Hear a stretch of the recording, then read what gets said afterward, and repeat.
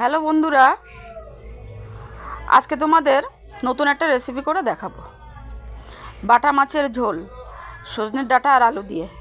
প্রথমে মাছটা ভালো করে ধুয়ে নিয়ে এসেছি, ধুয়ে নুন হলুদ মাখিয়ে রেখে দিয়েছি। তারপর কড়াই বসিয়ে কড়াইতে তেলটা দিয়ে, তেলটা যখন খুব গরম হয়ে এসছে তখন আমি 2-3 পিস মাছ দিয়ে লাল করে ভেজে তুলে নিয়েছি।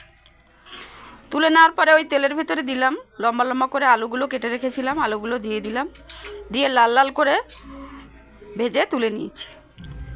তুলে নেওয়ার পরে ওর ভিতরে তেজপাতা, সাদা জিরে,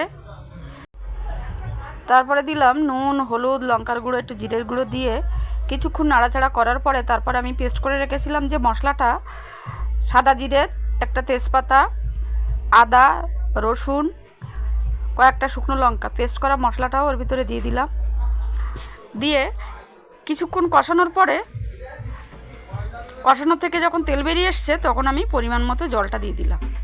জলটা দিয়ে ভাজা আলুটাও দিয়ে দিলাম আর সজনে ডাঁটা কেটে রেখেছিলাম ওটাও দিয়ে দিলাম। দিয়ে একটু নাড়াচাড়া করে ঢাকা দিয়ে দিলাম।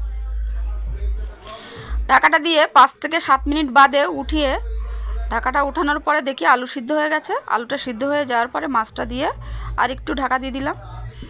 ঢাকাটা কিছুক্ষণ বাদে উঠিয়ে নাড়াচাড়া করে নামিয়ে নিলাম।